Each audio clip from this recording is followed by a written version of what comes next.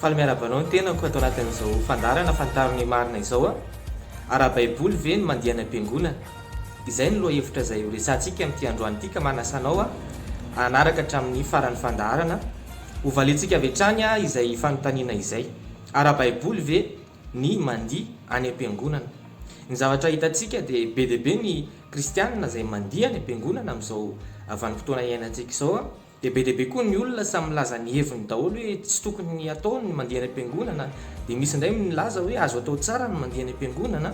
Fa ny zavatra tsara ho fantatsika voalohany indrindra dia izao hoe ny fiainana kristianina dia tsy tokony miorina amin'izay zavatra tenenin'ny olona maro. Izany hoe ny fiainana kristianina dia tsy izay zavatra tenenin'ny olona hoe mety na hoe azo atao, fa ny fiainana kristianina dia tokony mifototra foana amin'izay zavatra voalaza ny baiboly. Ary izany indrindra no mahatonga loha hevitra antsika amin'ity androany ity milaza hoe ara-baiboly ve ny mandeha any am-piangonana, satria ny zavatra rehetrarehetra izay ataon'ny kristianina anankiray dia tokony mifototra sy miorina foana amin'izay lazain'ny tenin'Andriamanitra teny baiboly izany. Ka raha ny baiboly ny jerevantsika ao amin'ny salamo 119 ny 1:4 dia milaza hoe midera azy amin'ny ampongatapaka sy ny dia, midera azy amin'ny ampongatapaka sy ny dia. Izany hoe raha izay tenin'Andriamanitra izay no raisitsika dia ny dia zany dia fomba anankiray izay ahafahana mideran'Andriamanitra. Ny dia zany dia fomba anankiray izay entina mideran'Andriamanitra raha izay tenin'Andriamanitra izay no raisitsika. Ozy izy ny tenin'Andriamanitra hoe midera azy amin'ny ampongatapaka sy ny dia. Izany hoe be dia be moa ny fomba ahafahana mideran'Andriamanitra. Misy fotoana mety amin'ny alalan'ny hira, mety amin'ny alalan'ny vavaka fiderana, mety amin'ny alalan'ny fitehafantanana. Fa eo amin'ny salamo 119 ny 1:4 dia milaza mihitsy hoe midera azy amin'ny alalan'ny ampongatapaka sy ny dia. Izany hoe ny dia zany dia fomba anankiray izay entina ahafahana mideran'Andriamanitra ny dia zany.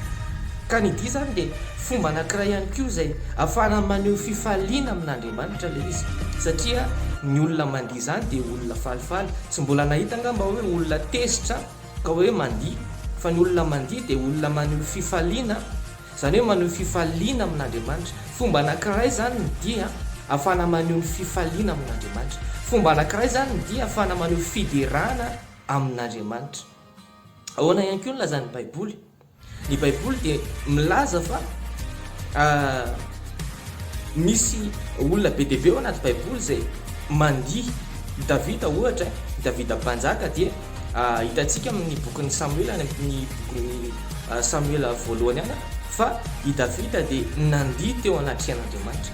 Rehefa nisy fotoana ny fiaran'ny fanekena nentina tao amin'ny tanànan'i Davida, dia faly loatra Davida vokatra ny zavatrany ka nideran'Andriamanitra izy tamin'ny alalan'ny dia. Hitantsika fa mbola ambaran'ny tenin'Andriamanitra ihany koa zany.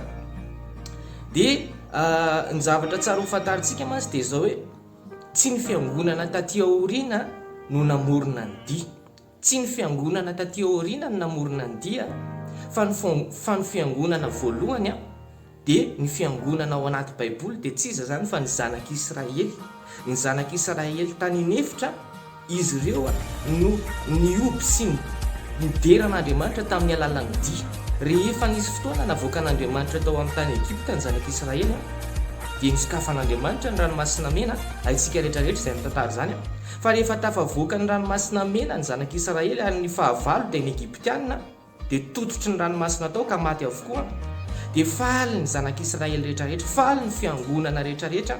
Dia ambaran'ny tenin'Andriamanitra mihitsy any amin'ny Exodosy 5:20 any hoe i Miriam Moses sy ny ankizy vavy maro dia nivoaka nandia teo anatrehan'Andriamanitra. Izany hoe tsy ny fiangonana taty aoriana mihitsy no namorona ny dia teo anatrehan'Andriamanitra hoe fandihizana ao an'Andriamanitra, fa ny fiangonana voalohany dia ny zanak'Israely izay nivoaka avy tao amin'ny tany Egipta. Raha izany tenin'Andriamanitra rehetrarehetra izany no raisitsika dia azo lazaina fa ara-baiboly ny fandihizana any am-piangonana, satria tsy ny fiangonana taty aoriana no namorona an'izany fa ny fiangonana izay ao anaty baiboly. Ka ny fandihizana ho an'Andriamanitra zany dia tsy hoe fomba mpiangonana izay niforonina taty aoriana ilay izy fa zavatra efa voasoratra ao anaty baiboly, mifototra ao anaty baiboly izany hoe fandihizana fidiranan'Andriamanitra. Le fandihizana nge fidiranan'Andriamanitra le izy tsy hoe mandihy fotsiny amin'izao fa ny ao ambadiky n'le izy dia fidiranan'Andriamanitra. Ny mandihy tsy hoe mandihy ho an'olona no andihizana ny ampiangonana fa ny fandihizana dia atao ho an'Andriamanitra ny zavatra rehetra. Mazava ho azy fa tsy ny fandihizana rehetra no azo atao any ampiangonana fa misy fihetsika izay tsy tokony atao fa zay fidirana zay fandihizana manome voninahitra an'Andriamanitra ihany no tokony ataon'ny kristianina any ampiangonana. Zany hoe raha fitentsika ny zavatra rehetra andresana teo dia ara-baiboly ny fandihizana any ampiangonana, tsy fomba mpiangonana izy io ary tsy ny fiangonana taty aoriana na hoe ny fiangonana zandro no namorona an'izany hoe mandeha any ampiangonana zany. Zany mantsy ny zavatra hitantsika amin'izao fotoana izao rehefa mandeha any ampiangonana dia ny fiangonana zandrina zany mandeha any ampiangonana zany. Fa tsara ny mamantatra araka le tenin'Andriamanitra novakitsika teo fa ny fiangonana voalohany tao anaty baiboly dia ny zanak'Israely mihitsy no namorona an'izany hoe mandiha teo anatrehan'Andriamanitra izany. Zay ny fandaharantsika tamin'ity androany ity. Mankasitraka anao nanaraka hatramin'ny farany, mirahasoa dia tahin'i Jesosy daholo.